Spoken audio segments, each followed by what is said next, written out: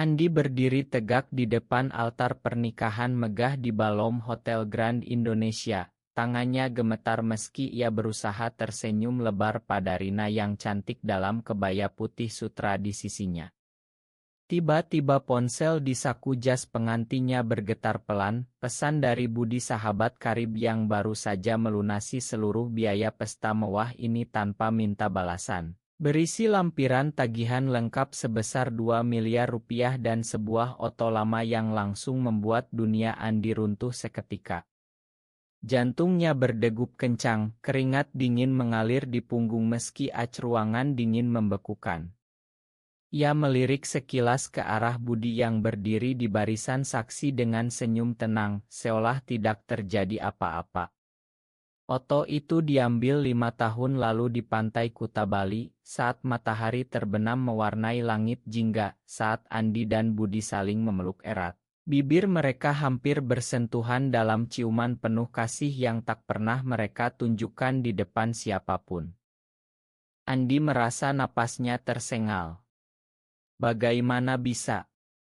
Ia sudah meninggalkan semua itu, sudah memilih jalan yang benar demi keluarga, demi nama baik ayahnya yang seorang pengusaha tekstil terkenal di Tanah Abang, demi ibunya yang selalu berdoa 5 waktu agar anak semata wayangnya punya keturunan.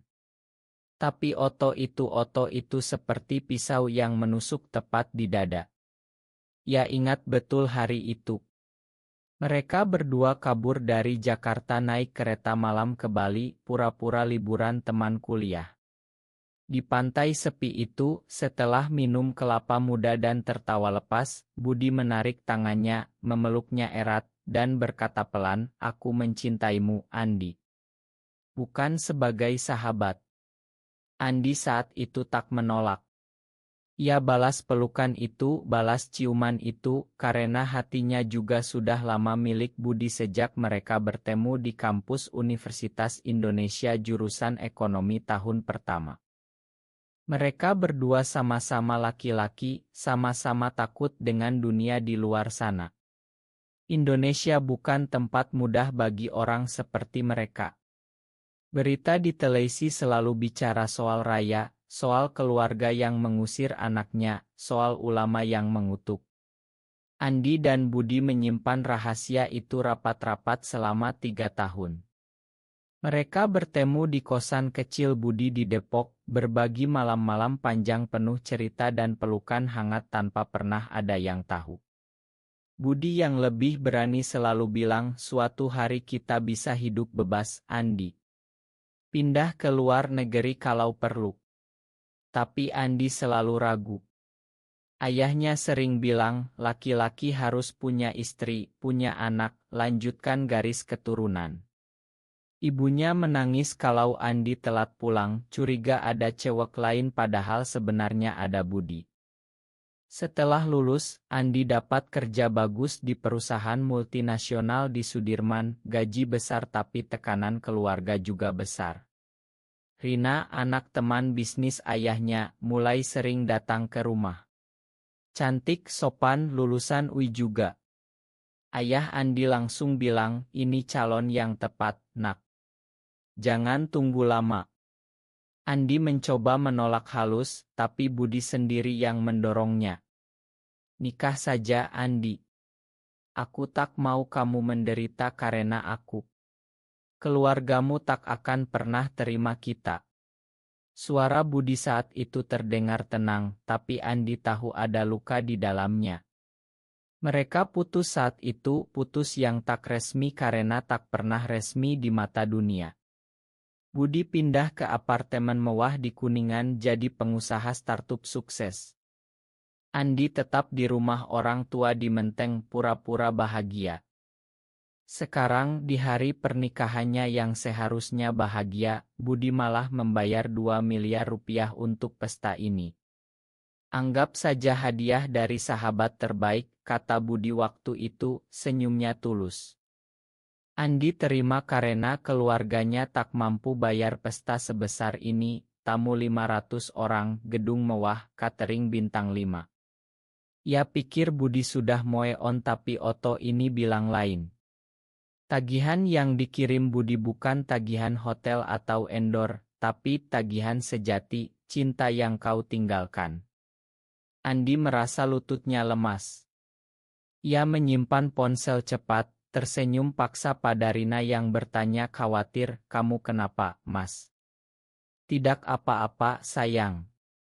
Hanya pesan dari endor," bohongnya. Upacara ijab kabul berlangsung lancar. Andi mengucapkan "saya terima nikahnya" dengan suara bergetar. Tamu bertepuk tangan. Tapi di dalam kepalanya hanya ada Budi, hanya ada Oto itu, hanya ada rasa bersalah yang membuncah. Setelah acara, saat Oto-Oto keluarga, Andi mencari Budi dengan mata. Budi masih tersenyum, mengangkat gelas soda ke arahnya dari kejauhan, seolah memberi selamat. Andi ingin berlari mendekat, ingin marah, ingin memeluk lagi. Tapi ia tak bisa. Ia sudah menjadi suami orang sekarang. Malam itu, saat tamu mulai pulang, Andi duduk sendirian di balkon kamar pengantin, membaca ulang pesan Budi. "Selamat menempuh hidup baru, Andi. Ini tagihannya. Bayar dengan kejujuranmu." Air mata jatuh tanpa suara. Ia tahu hidupnya baru saja berubah selamanya. Pagi harinya setelah malam pengantin yang dingin dan penuh kebohongan, Andi bangun dengan kepala pusing. Rina sudah bangun lebih dulu, sibuk merapikan kamar suite mewah yang dibayar Budi juga. "Mas, kamu semalam aneh sekali," kata Rina pelan sambil menyisir rambutnya yang panjang. Andi hanya tersenyum tipis, "Capek saja, sayang. Pesta terlalu ramai." Ia tak berani cerita. Bagaimana ia bisa bilang pada istrinya baru bahwa sahabat terbaiknya yang membiayai pernikahan mereka adalah mantan kekasihnya. Mantan yang masih mencintainya. Rina tak tahu apa-apa. Ia gadis baik, taat, selalu hormat pada orang tua. Pernikahan ini juga keinginan keluarganya. Andi merasa seperti penipu terbesar di dunia. Ia ingat kembali bagaimana semuanya dimulai. Tahun 2018, di kampus UI Depok, Andi dan Budi satu kelompok tugas mata kuliah statistik. Budi anak Jakarta asli, rambutnya selalu acak-acakan, senyumnya lebar, mata sipitnya penuh kecerdasan. Andi anak Menteng, lebih pendiam, lebih hati-hati. Mereka langsung klik. Belajar bareng di perpustakaan sampai malam, makan mie ayam di kantin, ngobrol sampai subuh tentang mimpi masa depan. Budi ingin buka perusahaan sendiri, Andi ingin bantu bisnis ayah. Suatu malam hujan deras, kosan Budi banjir, Andi mengajaknya menginap di kosannya. Malam itu, di bawah selimut tebal, tangan mereka bersentuhan lebih lama dari biasa. Ciuman pertama terjadi begitu saja, pelan, takut, tapi penuh rasa. "Ini salah, bisik Andi." "Tapi rasanya benar," jawab Budi. Sejak itu, mereka jadi tak terpisahkan. Mereka pernah pergi ke Bandung naik motor, menginap di ila kecil, berpura-pura saudara. Di sana mereka bebas tertawa, bebas saling pegang tangan di jalan sepi. Budi selalu bilang, "Kita bisa, Andi. Dunia ini berubah." Tapi Andi selalu ingat ayahnya yang pernah marah besar waktu tahu ada teman laki-laki Andi yang terlalu dekat di SMA. "Jangan jadi seperti itu, Nak. Itu dosa besar." Kata-kata itu seperti beban batu di dada Andi setiap kali ia bahagia dengan Budi. Tahun ketiga kuliah, tekanan semakin berat. Ibu Andi mulai sakit-sakitan, ayahnya bilang, "Kamu harus menikah segera biar ibumu tenang." Andi mulai menjauh dari Budi. Pertengkaran kecil jadi besar. Budi menangis pertama kali di depannya, "Kamu mau ninggalin aku demi apa? Demi orang tua yang tak tahu siapa kamu sebenarnya." Andi tak bisa jawab. ia pilih diam. Setelah lulus, Budi sukses cepat dengan startup aplikasi keuangan. Andi kerja kantoran biasa. Mereka masih bertemu sebagai sahabat, tapi tak pernah lagi sentuh. Sampai 1 tahun lalu, saat Andi bilang mau menikah dengan Rina. Budi datang ke rumahnya malam-malam, mabuk sedikit, bilang kalau kamu butuh apapun untuk pernikahan ini, bilang saja. Aku bayar semua. Andi kaget tapi terima. Ia pikir itu tanda Budi sudah ikhlas. Ternyata tidak. Oto di pantai Kuta itu bukti. Andi duduk di tepi tempat tidur, tangannya memegang Oto yang sudah ia print diam-diam pagi ini. Rina sedang mandi. Ia sentuh layar ponsel, buka galeri lama, Oto-Oto mereka berdua tersembunyi di older rahasia. Senyum Budi, pelukan di bawah pohon di Taman Suropati, ciuman cepat di mobil malam hari. Semua itu nyata. Tapi sekarang ia suami orang. Siang itu, Andi dan Rina pulang ke rumah orang tua Andi di Menteng untuk acara syukuran kecil. Ayahnya bangga sekali, ibunya menangis haru. Akhirnya kamu bahagia, nak, kata ibunya sambil memeluk Rina. Andi hanya bisa tersenyum. Di dalam hati ia berteriak. Malam harinya, ia kirim pesan ke Budi, kenapa kamu lakukan ini? Balasan Budi cepat, karena aku masih mencintaimu. Dan kamu juga tahu itu. Andi mematikan ponsel. Ia takut Rina lihat. Ia takut dirinya sendiri. Hari-hari berikutnya, Andi berusaha jadi suami baik. Ia antar Rina ke kantor, masak sarapan, tapi pikirannya selalu ke Budi. Ia mulai menghindari pertemuan dengan sahabat lamanya itu. Tapi Budi tak menyerah. Ia kirim pesan lagi, kita harus bicara. Datang ke apartemenku besok sore. Sendirian. Andi ragu berhari-hari. Tapi rasa penasaran dan rindu lebih kuat. Ia pergi. Apartemen Budi di Kuningan mewah seperti biasa. Pintu terbuka sebelum Andi ketuk.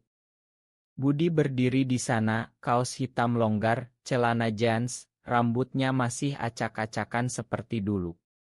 Masuk, katanya pelan. Andi masuk, jantung berdegup. Ruangan itu penuh kenangan. Soa tempat mereka pernah nonton film sampai pagi, dapur tempat Budi masak nasi goreng untuknya. Kenapa kamu bayar semua, Bud? Tanya Andi langsung, suaranya bergetar. Budi tersenyum pahit, duduk di soa. Karena itu cara terakhirku bilang selamat tinggal. Aku tahu kamu tak akan pernah pilih aku. Jadi aku bantu kamu dapat pernikahan impian keluargamu. Andi duduk di seberang, tangannya dingin. Oto itu kamu simpan lama. Budi mengangguk. Setiap hari aku lihat. Mengingatkan aku bahwa dulu kamu pernah mencintaiku juga. Mereka bicara berjam-jam. Andi cerita tentang tekanan keluarga, tentang malam-malam ia menangis sendirian di kamar setelah putus dengan Budi. Budi cerita tentang sakitnya melihat Andi Oto prewedding dengan Rina di Instagram. Aku hampir mati saat itu, kata Budi. Tapi aku tetap bayar karena aku ingin kamu bahagia, meski bukan denganku. Andi menangis. Ia peluk Budi, pelukan lama, hangat, tapi tak ada ciuman. Aku tak tahu harus gimana sekarang, bisik Andi. Budi usap punggungnya. Kamu harus pilih, Di. Pilih hidup bohong atau hidup jujur. Aku tak akan paksa. Mereka berpisah malam itu dengan hati berat. Andi pulang ke rumah, Rina sudah tidur. Ia lihat istrinya, cantik, polos, tak tahu apa-apa. Rasa bersalah semakin besar. Beberapa hari kemudian, keluarga besar kumpul di rumah Menteng untuk makan malam. Ayah Andi bangga cerita tentang pernikahan mewah itu. Budi anak baik, bayar semua tanpa minta apa-apa. Teman sejati. Andi diam saja.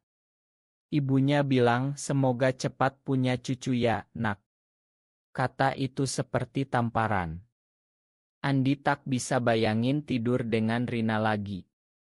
Malam itu ia mimpi buruk, mimpi Budi pergi selamanya. Pagi harinya ia putuskan temui Rina di KE dekat kantornya. Rin, kita perlu bicara, katanya pelan. Rina kaget lihat wajah Andi pucat. Andi tak cerita semuanya, hanya bilang ia butuh waktu, ada masalah pribadi. Rina menangis, tapi mengerti. Aku tunggu kamu, Mas. Andi merasa semakin kotor. Sementara itu Budi di kantornya tak bisa konsentrasi. Ia buka laptop, lihat Otto lama lagi. Ia ingat betul hari mereka putus. Andi bilang, Ma, Bud. Aku tak kuat lawan keluarga. Budi saat itu marah besar, tapi kemudian diam, ia pilih sabar. Sekarang ia menyesal sudah kirim Otto itu. Mungkin ia terlalu egois. Mungkin seharusnya biarkan Andi hidup dalam kebohongan. Tapi hati kecilnya bilang cinta tak boleh disembunyikan selamanya. Budi putuskan tak kirim pesan lagi. Biarkan Andi yang cari dia kalau mau. Di Jakarta yang panas dan macet, dua pria ini berjuang dengan hati masing-masing, terpisah oleh tembok masyarakat yang tak pernah mengerti. Seminggu berlalu, Andi semakin gelisah. Di kantor ia sering melamun, rekan kerja tanya ada apa. Ia bilang capek setelah nikah. Tapi sebenarnya ia sering buka chat dengan Budi, baca ulang semua pesan lama. Rina mulai curiga. Ia tanya lembut, Mas, ada orang ketiga ya? Andi geleng cepat, tapi mata tak bisa bohong. Akhirnya ia cerita sedikit. Ada sahabat lama yang bikin aku bingung. Rina diam lama lalu bilang kalau Mas butuh waktu aku kasih. Tapi jangan bohongi aku. Andi peluk Rina, tapi pelukannya dingin. Ia tahu ini tak adil bagi Rina. Ia putuskan temui ibunya sendirian. Di ruang tamu rumah Menteng yang sejuk, Andi duduk di lantai, kepala di pangkuan ibu. Bu, kalau Andi suka laki-laki, Bu terima tidak? Ibunya kaget, tangannya berhenti mengusap rambut Andi. Apa maksudmu, nak? Andi cerita pelan, tanpa nama Budi. Ibunya menangis. Itu godaan setan, nak. Kamu sudah nikah. Doa saja, sholat lebih banyak. Ayahnya tak tahu. Andi tak berani cerita ke ayah. Malam itu ibunya kasih buku agama, suruh baca. Andi baca, tapi hatinya tak berubah. Ia tetap rindu Budi. Budi di sisi lain sibuk kerja. Startupnya dapat investor baru. Tapi setiap malam ia sendirian di apartemen, minum kopi hitam, lihat pemandangan kota Jakarta dari jendela tinggi. Ia ingat dulu Andi suka duduk di situ, kepala di bahunya. Kamu kuat, Bud, katanya dulu. Sekarang Budi merasa lemah. Ia putuskan pergi ke Bali sendirian, ke pantai yang sama. Di sana ia duduk di pasir, angin malam meniup rambutnya. Ia kirim foto pantai ke Andi tanpa caption. Andi lihat, langsung telepon. Kamu di mana? Di tempat kita dulu, jawab Budi. Andi diam lama. Aku datang. Keesokan harinya Andi bohong ke Rina dan kantor, bilang ada urusan bisnis ke Bali. Ia terbang sendirian. Di pantai Kuta sore hari, ia lihat Budi duduk di batu yang sama. Mereka tak bicara dulu. Hanya duduk berdampingan, lihat ombak.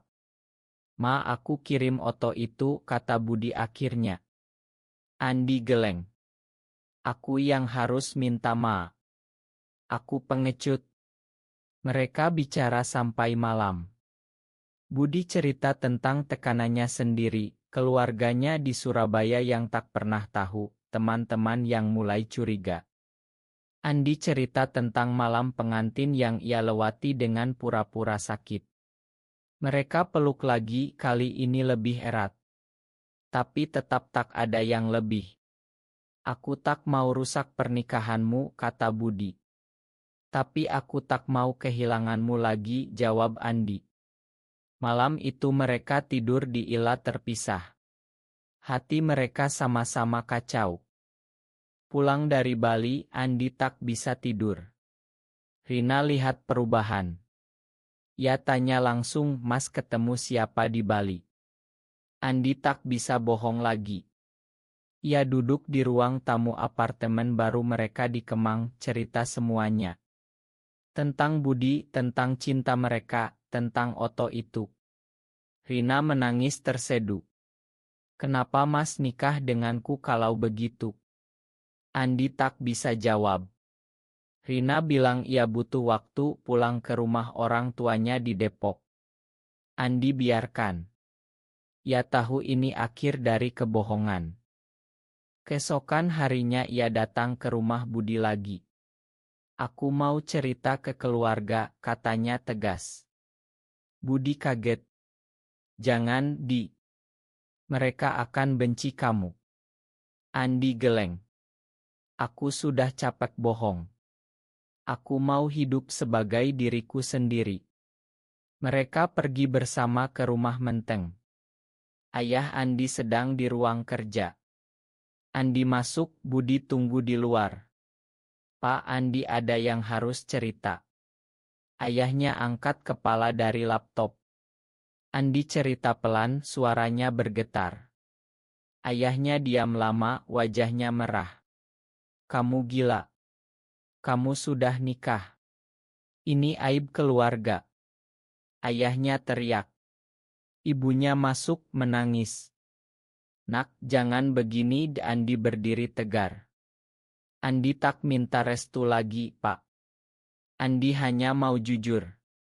Budi masuk, berdiri di samping Andi. Ayahnya lihat Budi, mata penuh amarah. Kamu yang merusak anakku. Budi diam, kepala menunduk. Malam itu rumah Menteng penuh tangis. Tetangga curiga. Andi dan Budi keluar rumah dengan tas kecil. Mereka menginap di hotel dekat. Andi telepon Rina, minta maaf, bilang ia akan urus perceraian. Rina terima dengan hati hancur. Aku doakan Mas bahagia, katanya pelan. Andi menangis di kamar hotel. Budi peluk dia. Kamu berani sekali, Di. Andi balas pelukan. Karena kamu ajarin aku berani. Mereka tak tidur malam itu, hanya bicara tentang masa depan. Mungkin pindah ke Singapura, mungkin tetap di Jakarta tapi hidup lebih rendah hati. Masyarakat masih sulit, tapi mereka punya satu sama lain. Bulan berikutnya berlalu dengan badai. Ayah Andi tak mau bicara lagi. Ibunya kadang kirim pesan, tanya kabar diam-diam, Rina sudah tanda tangani surat cerai. Andi keluar dari perusahaan lama, mulai kerja relance. Budi bantu dia bangun usaha kecil. Mereka tinggal bersama di apartemen kecil di Tebet, hidup sederhana. Tak ada pesta lagi, tak ada sorotan. Tapi ada kedamaian. Andi sering duduk di balkon, lihat kota Jakarta malam hari, ingat perjalanan panjangnya. Dari anak penurut, jadi laki-laki yang berani memilih cinta. Budi di sampingnya selalu pegang tangan. Kamu baik-baik saja, tanya Budi setiap hari. Andi angguk, senyum. Lebih baik dari sebelumnya. Suatu malam mereka kembali ke Pantai Kuta, kali ini terbuka. Tak ada Oto rahasia lagi. Mereka berjalan bergandengan di pasir, angin laut meniup rambut. Terima kasih sudah bayar pernikahan itu, kata Andi sambil tertawa kecil. Budi peluk pinggangnya. Itu investasi terbaikku. Mereka tak lagi takut. Di Indonesia yang masih banyak tantangan, mereka pilih hidup dengan kepala tegak. Teman-teman lama mulai tahu, ada yang terima, ada yang menjauh. Tapi Andi tak peduli lagi. Ia sudah menemukan dirinya sendiri. Di akhir perjalanan panjang ini, Andi sering bertanya pada dirinya, apakah semua pengorbanan ini layak? Jawabannya selalu ya. Karena kejujuran membawa kedamaian yang tak bisa dibeli dengan 2 miliar rupiah. Apakah menyembunyikan orientasi seksual demi menyenangkan keluarga dan masyarakat adalah pilihan yang benar? Benar atau salah?